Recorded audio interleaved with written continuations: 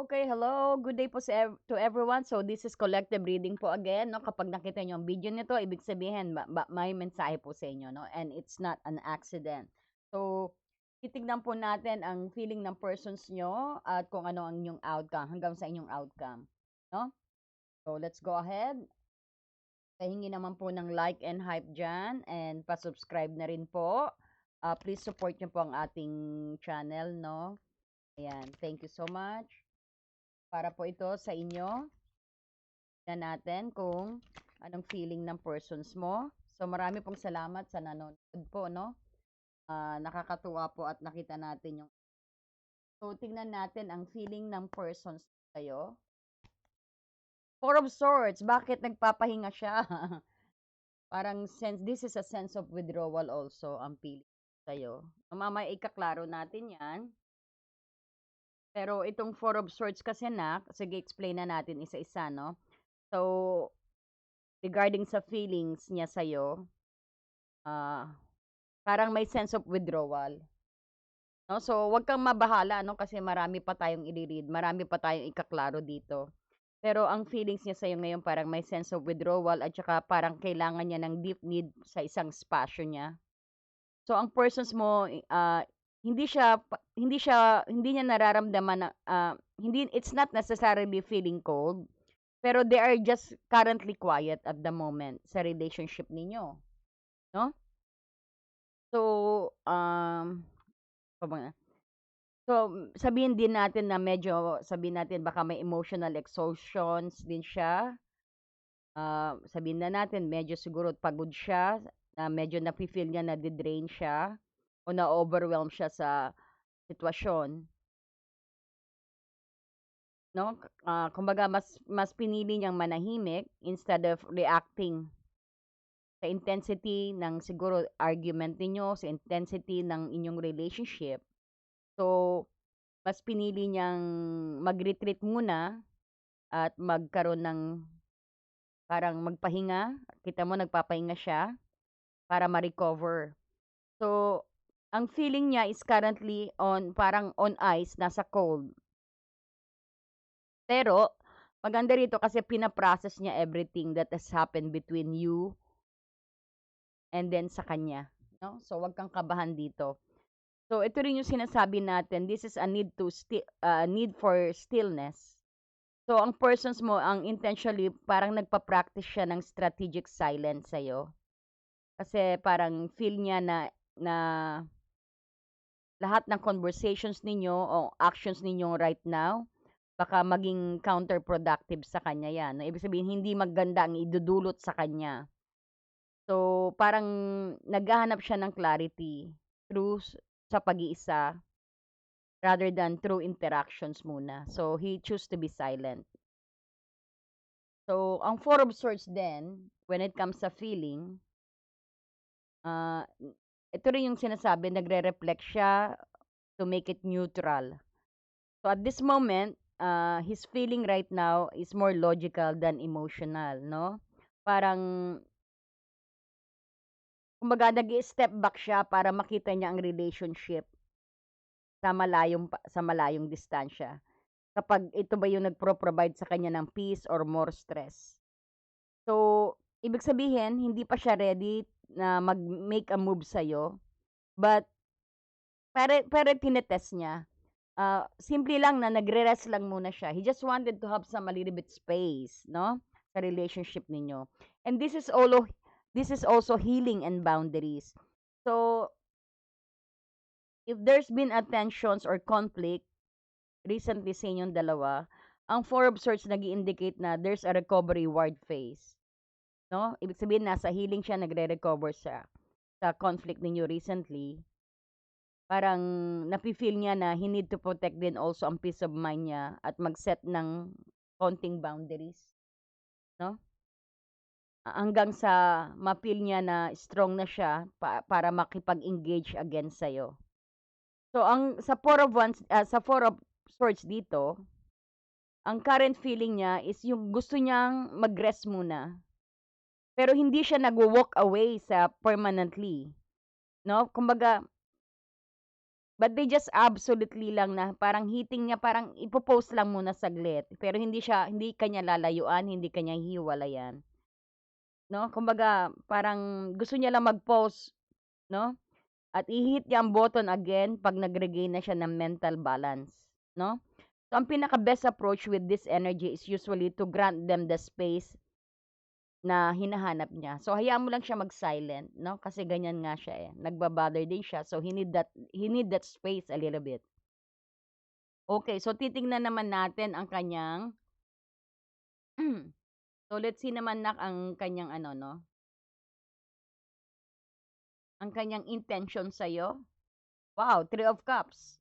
So, ang intentions niya sa'yo dito, nag-shift kaagad 'no, ang energy niya from the heavy internal struggle dito at ang previous card na 'to na Four of Swords, kumbaga ito yung about connection and friendship at saka shared of joy, 'no? So, kung makikita mo rito ang intentions niya, ah, pagkatapos ng heaviness dito ng Four of Swords, ang intentions niya is to move the relationship sa safe zone. So, gusto niya na to keep things light, na maging magaan in a friendly approach or sabihin natin na mararamdaman niya ang celebratory kaysa doon sa napakabigat na feeling or confrontational. Ayaw niya ng confrontational after niya mag-rest dito sa Four of Swords, 'no? Kumbaga, he intend to focus on the aspect ng ang inyong dalawang connections ay maging fun and easy lang, hindi yung mabigat, 'no? Baka siguro binigla mo 'to, 'no? Biro lang. Just take what resonate, 'no? So, this is also card of reconciliation, 'no? Ito yung breaking the ice. So, ang Three of Cups, this is open, ang card ng reunion.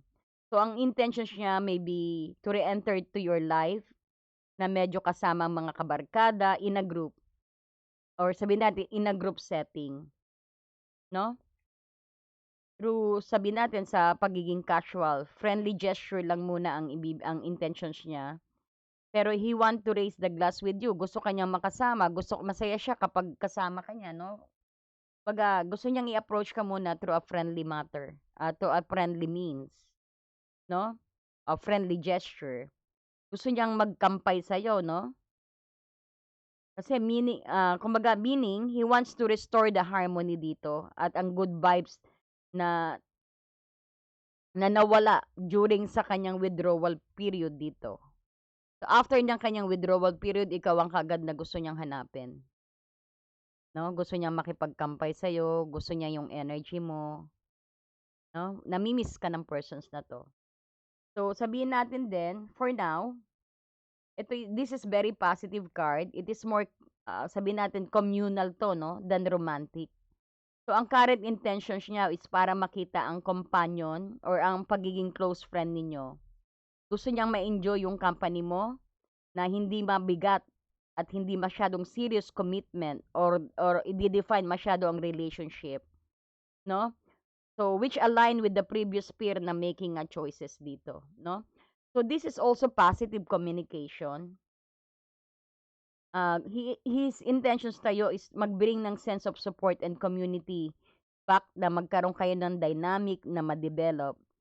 Ang gusto niya ang interactions ninyo is to feel like na nagse-celebrate kayong dalawa. Parang ito yung nagbibigay sa inyo ng energy kaysa sa yung magde-drain kayo. Parang gusto niya ng easy go lucky with you. So, makikita mo ang connection ng dalawang card dito na, 'no?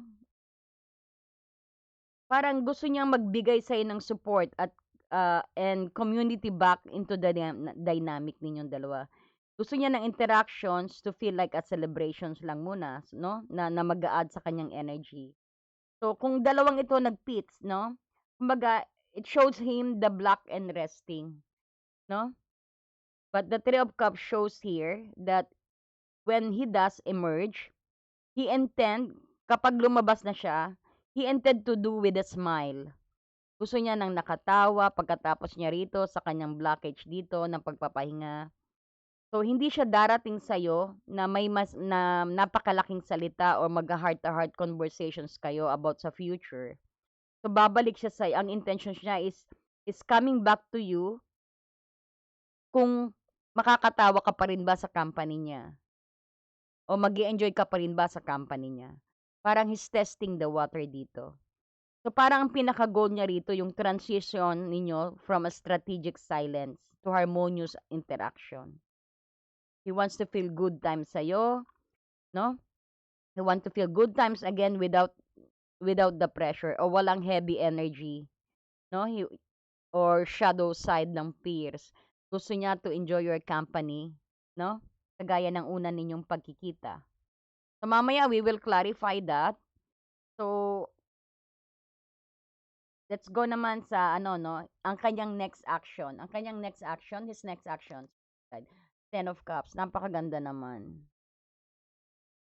As his next action, ito yung one of the most beautiful card na ma-receive mo sa position na to. Kasi nagre-represent ito ng emotional fulfillment, total harmony at coming home energy, no? So, after all the mental withdrawal at saka and the inner conflict dito, ang kanyang next move is para mag-seek sa'yo, parang humanap ng ultimate na emotional alignment sa'yo. So papaano 'yan? Ito yung sabihin natin, offering some emotional security rin. So, hindi siya babalik sa'yo na parang casual hangout sa Three of Cups na kagaya na 'yan, kagaya nito. He is moving towards you sa deeper level na kapag may ang kanyang action dito, ang kanyang Ten of Cups dito. Very deeper level na, parang deeper level na commitment na gusto niyang mangyari. So, ang kanyang next na action sa'yo, mag-e-emphasis ng belongingness. So, gusto niya na ipakita sa'yo na maramdaman mo rin siya. Gusto niyang ipakita sa'yo na ikaw ang persons niya, na connection kayo as a source long-term happiness. Naiyak ako. Ang ganda. Grabe. So, this is a heartful outreach din sa'yo. So, expect ng actions and feel warm, inclusive, and incredibly sincere sa kanya.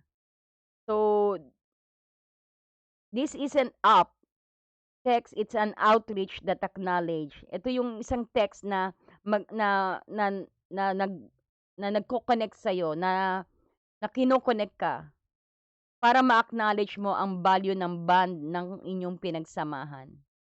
So parang a-action siya ng ano parang this Ten of Cups, parang action siya ng full-hearted happiness and joy sa Tell us more. May Six of Cups ka rin, no? So, very ano talaga to. So, kung makikita mo yan, he wants to show you and feel for himself din. Parang ganon. Parang emotional security. So, expect an action that feel warm, very inclusive, at saka incredible sincere. No? Mag-expect ka niyan. So, ito rin yung parang healing the family. Ito yung sinasabi natin na kung merong nakaraan na ripples affecting sa inyong dalawa, friends, family, or private bubble, ang action niya is designed to smooth those over. Gusto niyang ma-smooth everything. Parang he is acting to create peaceful and stable environment where everyone feels loved and secure. Yan ang ipapakita niya sa'yo. So this is also golden moment because of the Ten of Cups is here as his action. Kumbaga, ang Ten of Cups often manifests a specific event then or invitations that feel perfect. Baka there's inviting kanya sa ano no sa date para sa isang napakahalagang pag-uusap o reunion sabihin natin na maaalis ang stress at ang previous week ninyong dalawa. So parang this is also a rainbow after the storm. So the storm being those heavy words card from earlier na nakita natin sa if you are watching the previous energy. So kung makikita mo, ang Ten of Cups dito, ito yung result ng decision niya na winay niya ang options, no? Look at, kumbaga, tinignan niya ang truth at katotohanan dito, no? So, kung makikita mo, ang kanyang kung papaano ka binew is the Six of Cups. So itong Six of Cups, this is one of the most tender and nostalgic card in the deck. Kung makikita mo, 'pag tinitingnan ka niya, he doesn't just see you as a person, 'no? He sees a soul connection.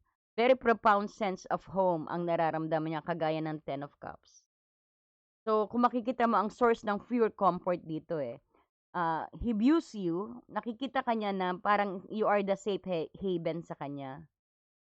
Parang in the world that feel very heavy, napakabigat ng kanyang mundo at very komplikado, pero nakikita niya when he's with you, 'no, parang ikaw yung nakikita niya na home, feel at home siya. Especially, sabihin natin nagre-represent ka sa kanya ng very beautiful na binibigyan mo siya ng isang magandang oras. Tsaka 'pag iniisip ka niya, he feels a sense of childlike ease at genuine sweetness sa'yo. Parang naisip niya na ikaw yung persons na he can truly be himself, na very komportable siya na ipakita talagang sa sarili niya, na hindi nagtatakip ng anumang mask, 'no? Ito rin yung nostalgia at history. So, whatever you have known each other after for how many years or how many months kayo nagsama, nakikita ka niya with a sense of familiarity, 'no? So, sabihin din natin, he likely find himself reminiscing about sa past ninyong dalawa. Iniisip niya ngayon yung golden moments ninyo together, 'no? Para sa kanya, hindi ka mapapalitan ng kahit ano. Wow, naiyak ako. Ikaw yung taong naghahawak ng susi, isa kanyang paborito sa lahat ng nangyari sa buhay niya.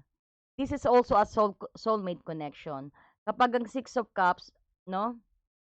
This is also a karmic or past life relationship. So, ang Six of Cup open nagpo-point ito sa karmic feelings.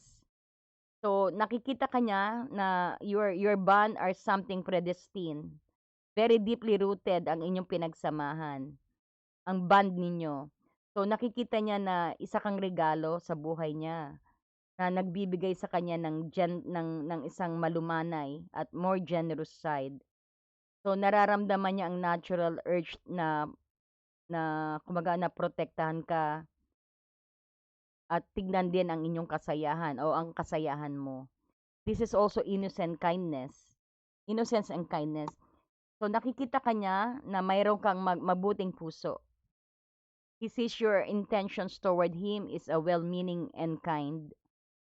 So, kung bakit niya nararamdaman ang being comfortable sa'yo kasi napakabait mo raw.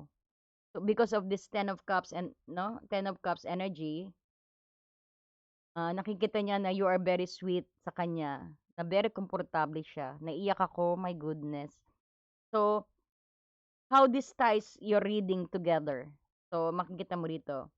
Sa past, he was very overwhelmed and had to pull away to find his own peace, no? Ito yung Four of Swords. And he view you with the he views you actually na parang masaya siya na kasama ka at parang family ano ka, no? Family material ka sa kanya, no?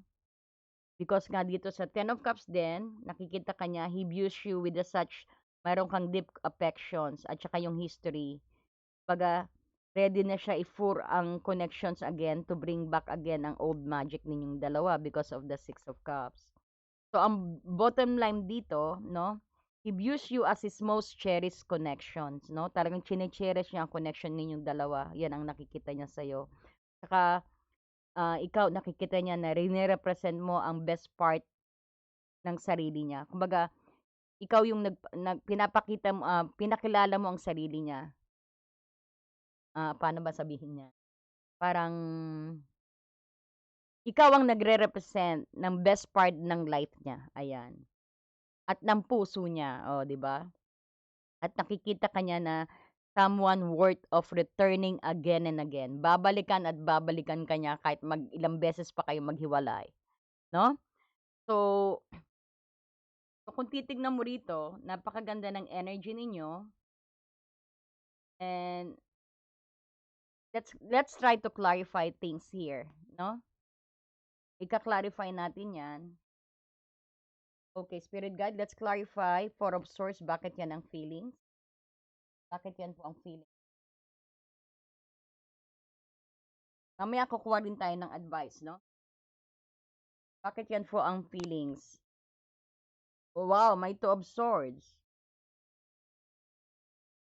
As a clarifier sa feelings niya na Four of Swords. Wow, Shadow Dark. And then we have the Seven of Cups in reverse.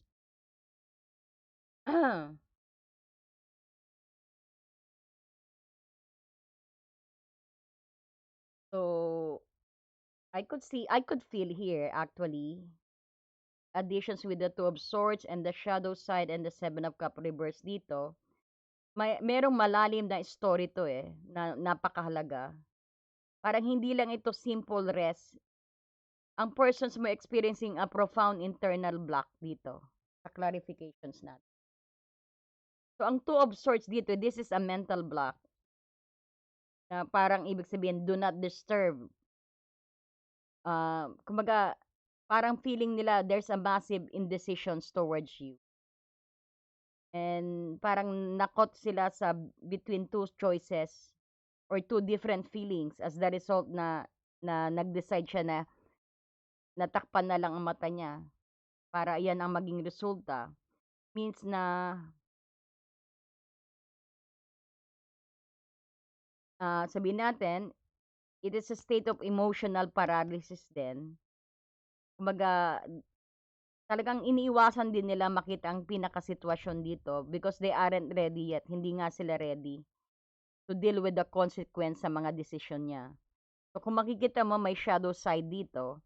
Fear and suppression to, no? Itong shadow side indicates na they have a hidden fear. May takot sila, which is, or darker energy, or emotions at play dito. Sabihin natin, nag-struggle siya sa insecurity at past pattern or side of themselves din yan. Kumbaga na hindi sila proud sa nangyari na yan sa kanilang sarili. No? So, towards yun naman, this is feel like avoidance.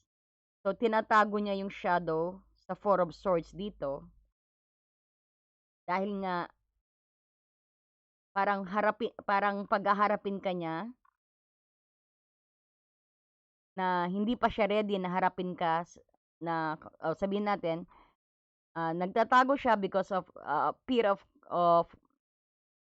of explanation, no? Parang hindi pa sila ready na sabihin sa iyo ang totoo, parang ganon. Kaya may avoidance tayo dito. Hinahide nila ang totoo, no?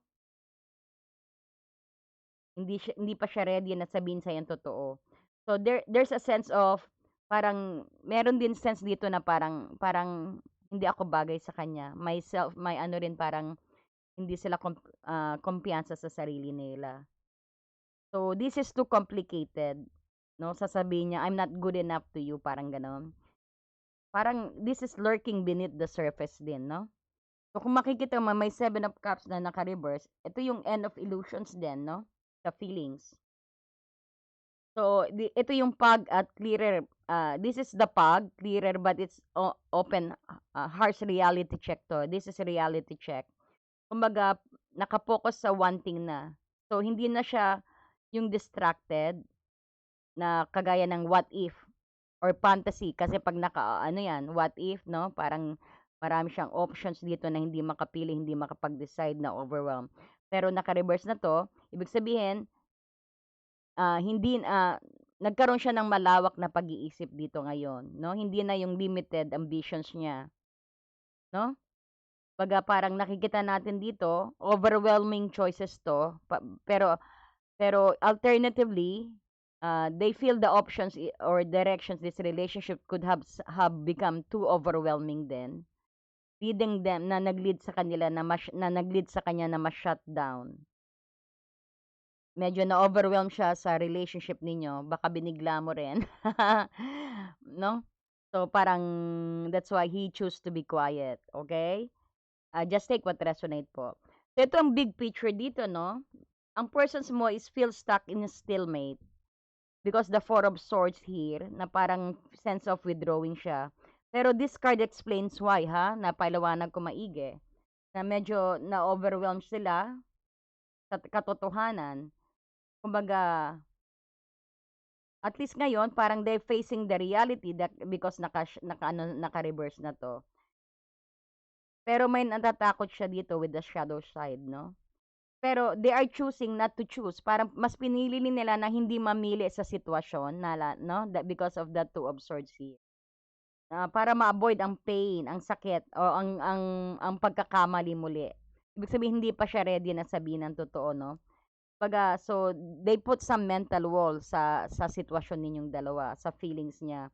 So ang bottom line dito, their feelings are currently locked behind the door, their own making because of sa kanilang kagagawan.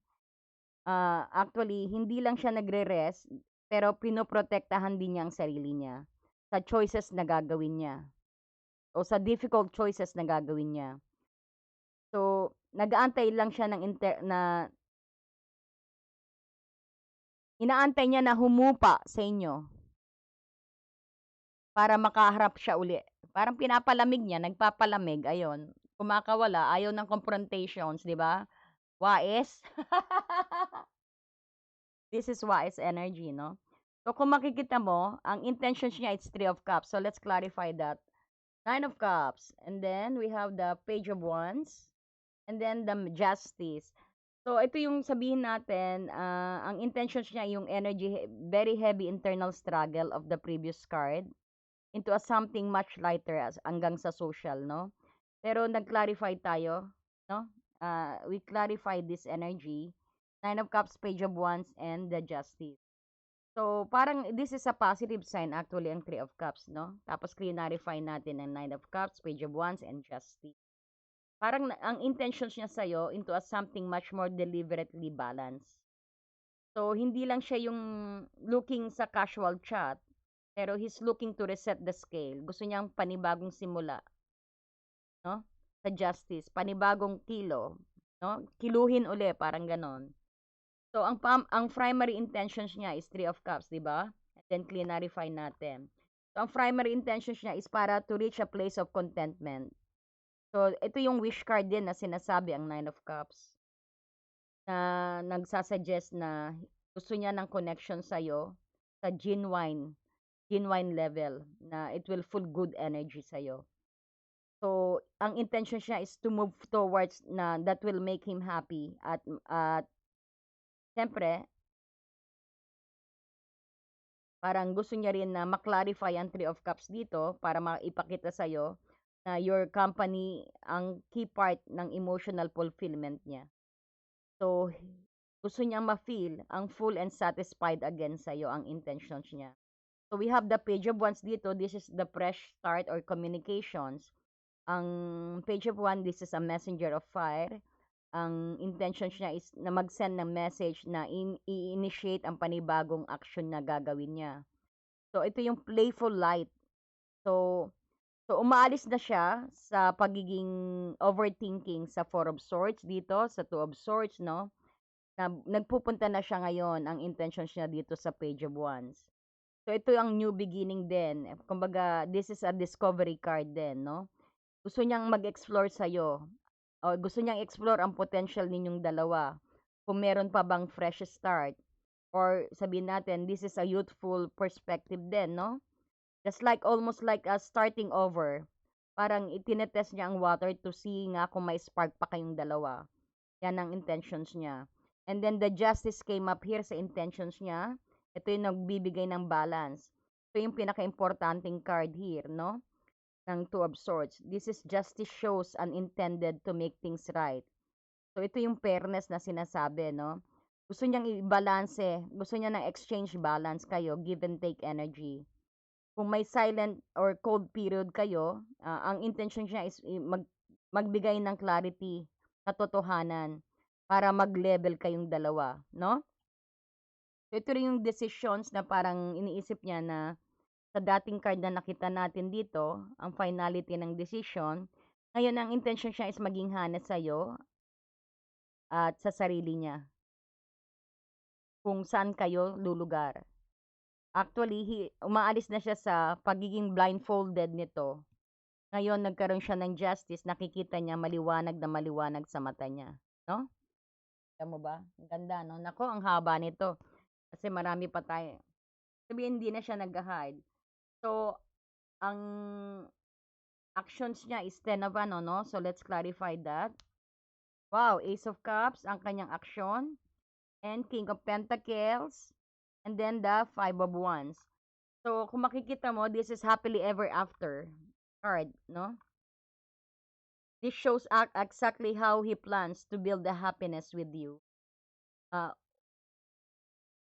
Nagpa-pass forward na siya sa silent withdrawal. Sa very grounded, going to a very grounded and proactive pace. So, his first move sa'yo, ito yung emotional reset. Dahil the Ace represent a brand new beginning, no? Nag-aano to ng new start, restart ng heart, ng pag-ibig ninyo. So, ang action niya, i-express niya ang feelings niya sa'yo na may level of vulnerability na hindi mo pa nakikita sa kanya. Kumbaga, this is also an offer ng Peace of Cup na full of new affections, no? Kumbaga, hinahayaan niya na ang old grievances ninyo na yung pag-aaway ninyo dati na mawala na, maagos na. Kumbaga, this is a new chapter, rebirth ng inyong relationship, ang kanyang i-action na ipapakita sa'yo. Na nagbago na siya, na babaguhin niya ang relationship ninyo. And then we have the King of Pentacles dito. Ito yung practical commitment, no? While the Ace is spilling, ito naman King of Pentacles, ito yung doing ang action. Kumbaga, hindi siya darating sa'yo sa salita lang. Darating siya sa'yo na may stability at reliability. So, ang action na ipapakita niya sa'yo, no, na pwede siya maging provider mo at magiging secured ka.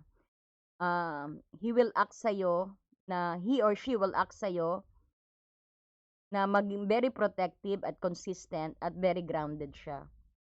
No? He or she is moving out sa head ng swords dito into the real world because this is tangible, ang pentacles ang earth sign.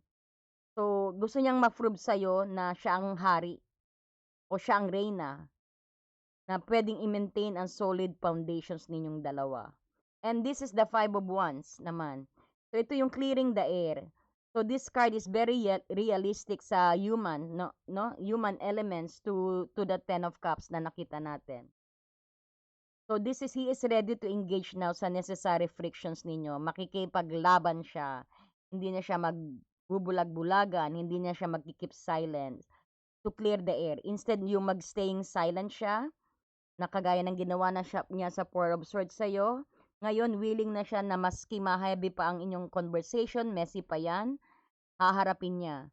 Kasi na-realize niya na ang Ten of Cups is ang peace niya sa'yo.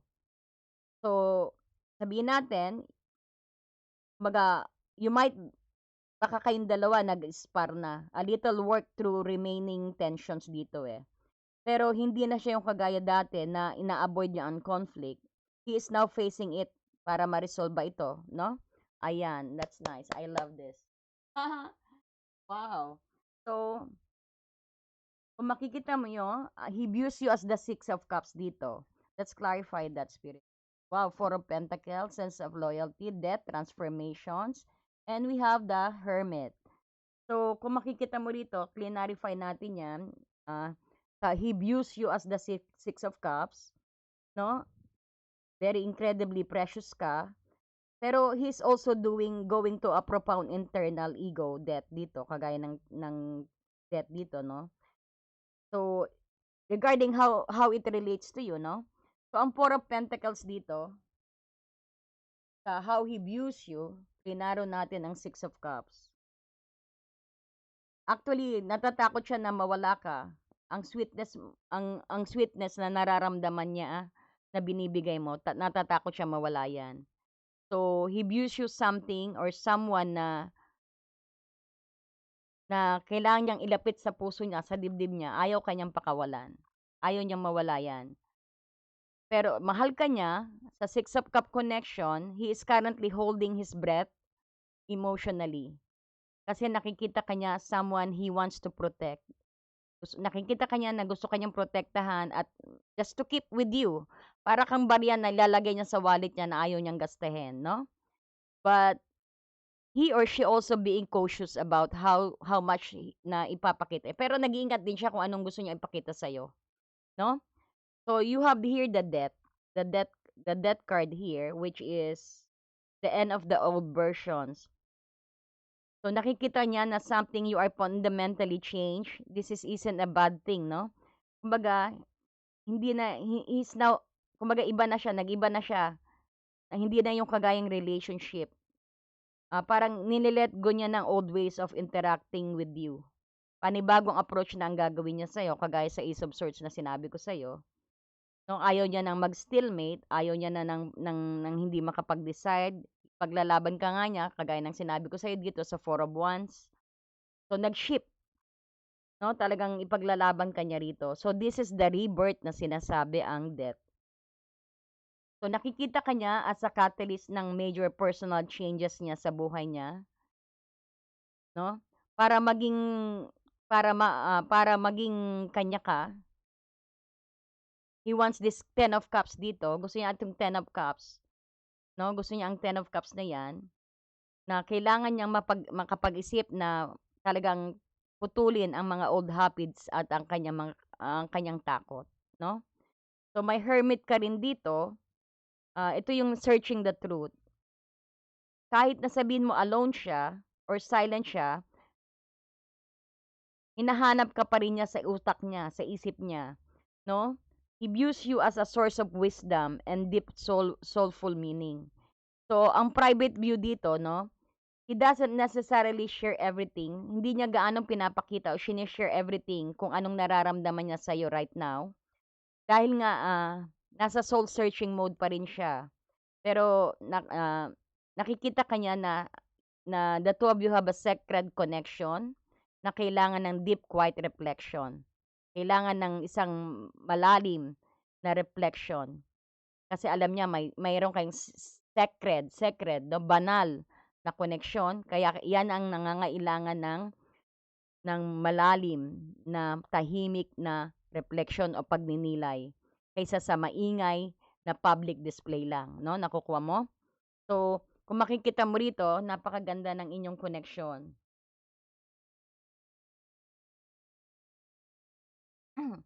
So, I hope nagustuhan mo ang ating reading, no?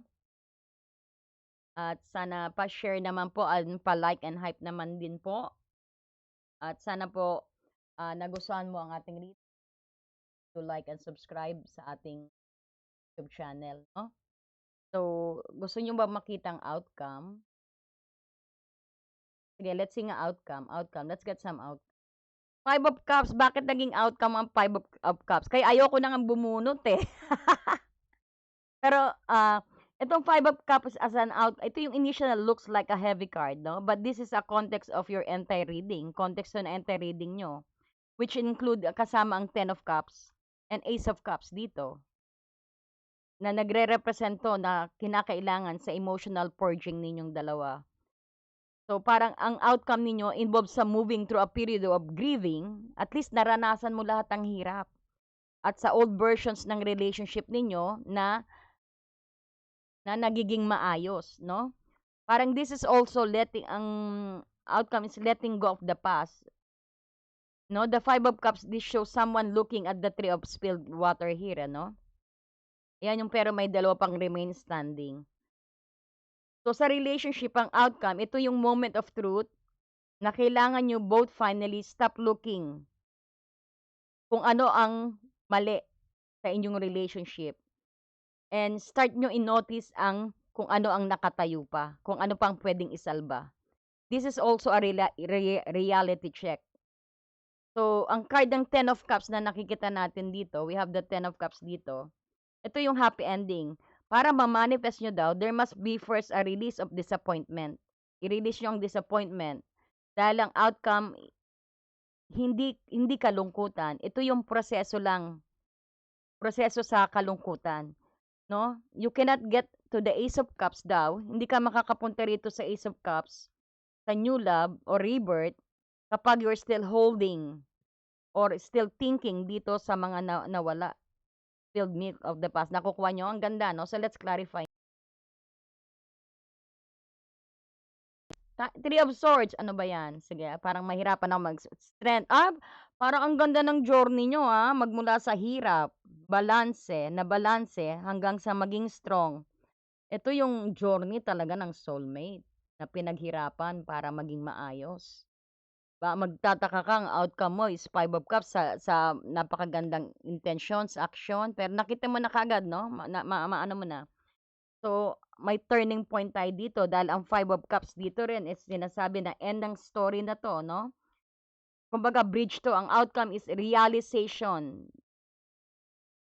'no? So, lahat nagcha-change.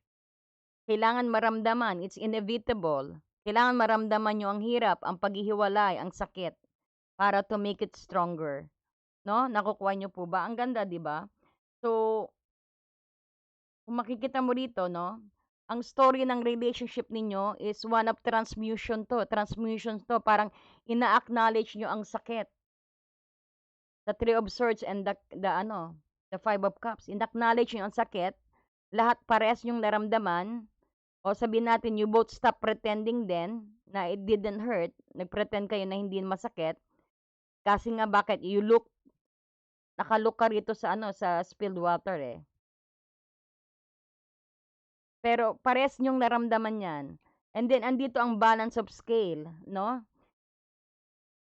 Sabihin natin he or she makes a conscious effort para, nagkaroon kayo ng effort to give back kung ano yung nakuha niya, ito yung parang sinasabi ko na, ito yung conscious effort na to give back as much as he took during the withdrawal. So, ang dynamic becomes stable at pair dito, 'no?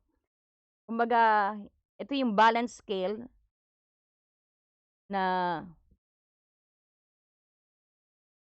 yung kinuha niya sa'yo na ibinalik na ngayon sa'yo, parang gano'n.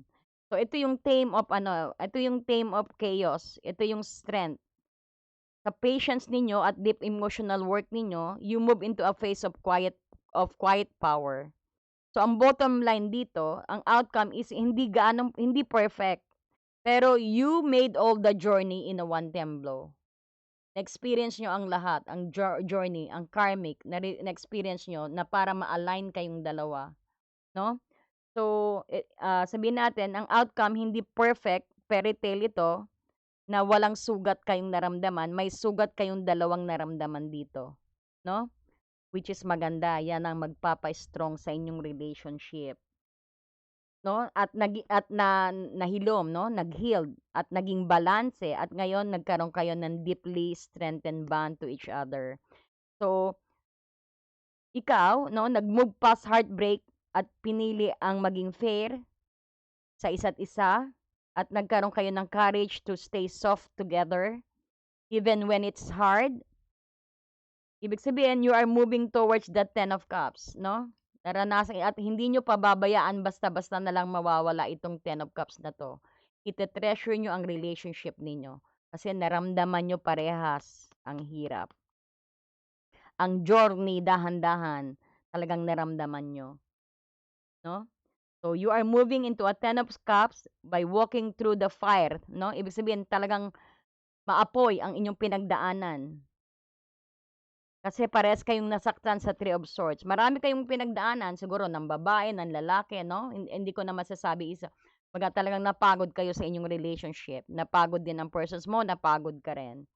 Pero that is the part of the journey ng inyong Ten of Cups, 'no? At magiging strong foundation. You both feel this together, 'no? Ayan, naku, nahirapan ako explain.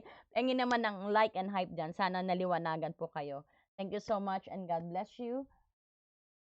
I enjoyed this reading, 'no? Marami pong salamat. At pa-like and hype, I do private reading po and pre-recorded reading. Email niyo na lang po ako sa Messenger or sa ating Gmail. Thank you so much. I love you. Ayan, naano ko. So, I hope naintindihan niyo po ang journey, 'no? And this might not resonate to everybody. Just take what resonate, no? Thank you and God bless you. Dear friend, have you ever felt so stuck, hurt, or hopeless that you knew something had to change, but you didn't know how things would work out? A time when you could have really used more insight and guidance, or at least a new way to nurture yourself and bring a little more peace into your life. We all struggle with our own issues, self-defeating patterns, and conditioning, all of which color our views of ourselves and the world, whether we're aware of it or not. Add in the chaos of modern life, and it makes sense that you might not know what to do, where to turn, or even what's holding you back. But what if you had a tool that could help you not only relieve stress and anxiety, but also help you focus on self-care and get clear on what blocks your way to living the life you truly want and deserve? In HAR, everything will be revealed to you. In HAR, you will be inspired, enlightened and empowered. Mahal kong kaibigan, naranasan mo na bang mapagod, nasaktan, o nawalan ng pag-asa na alam mong may kailangang baguhin, ngunit hindi mo alam kung paano mangyayari ang... Dear friend, have you ever felt so stuck, hurt, or hopeless that you knew something had to change, but you didn't know how things would work out? A time when you could have really used more insight and guidance, or at least a new way to nurture yourself and bring a little more peace into your life. We all struggle with our own issues, self-defeating patterns, and conditioning, all of which color our views of ourselves and the world, whether we're aware of it or not. Add in the chaos of modern life, and it makes sense that you might not know what to do, where to turn, or even what's holding you back. But what if you had a tool that could help you not only relieve stress and anxiety, but also help you focus on self-care and get clear on what blocks your way to living the life you truly want and deserve? In HAR, everything will be revealed to you. In HAR, you will be inspired, enlightened and empowered. Mahal kong kaibigan, naranasan mo na bang mapagod, nasaktan, o nawalan ng pag-asa na alam mong may kailangang baguhin, ngunit hindi mo alam kung paano mangyayari ang... Dear friend, have you ever felt so stuck, hurt, or hopeless that you knew something had to change, but you didn't know how things would work out? A time when you could have really used more insight and guidance, or at least a new way to nurture yourself and bring a little more peace into your life. We all struggle with our own issues, self-defeating patterns, and conditioning, all of which color our views of ourselves and the world, whether we're aware of it or not. Add in the chaos of modern life, and it makes sense that you might not know what to do, where to turn, or even what's holding you back.